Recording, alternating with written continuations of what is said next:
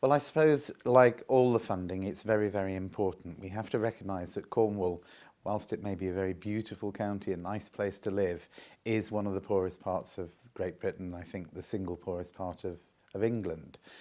And that's something we shouldn't be proud of. And any funding that will help us overcome that and make us something more like the average has got to be a good thing. In the year I've had the job as chairman of the LEP, I've talked to probably 200, 300 business people, and underlying almost every meeting I've been to, the issue of skills comes up. The issue that skills that we're being produced by our education system and the needs of the business side are not matching.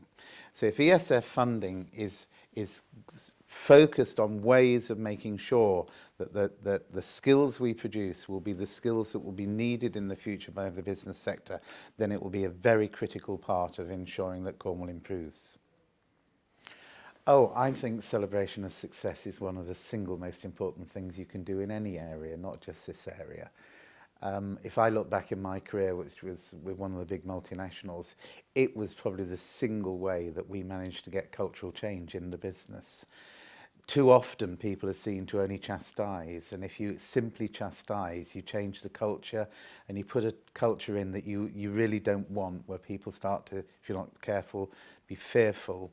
And what you absolutely do, I think, is drive out initiative and probably innovation. If you celebrate success, then what you probably do is you encourage innovation and people saying, I've got a really good idea, I'm going to go for it. What of course comes with that is you have to not chastise failure, and unless it's just been done due to incompetence or something. Because if you want success, and you want success that's transformational rather than incremental, then you've got to let people take risk. And the reality of that is more will probably fail than succeed. You know, I come from a fast-moving consumer goods background. 8 out of 10 new products fail.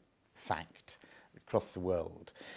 But the 2 that succeed will probably more than compensate for the 8 that failed. And that's the same mindset you have to have here. So you've absolutely got to celebrate the 2, and possibly even celebrate some of the failure. Well, you had a heck of a good go, shame it didn't work, but it wasn't down to you, and then learn from it. So something like today, where you are absolutely celebrating success in an area where there is no doubt the perception is it is holding back economic growth, becomes even more important.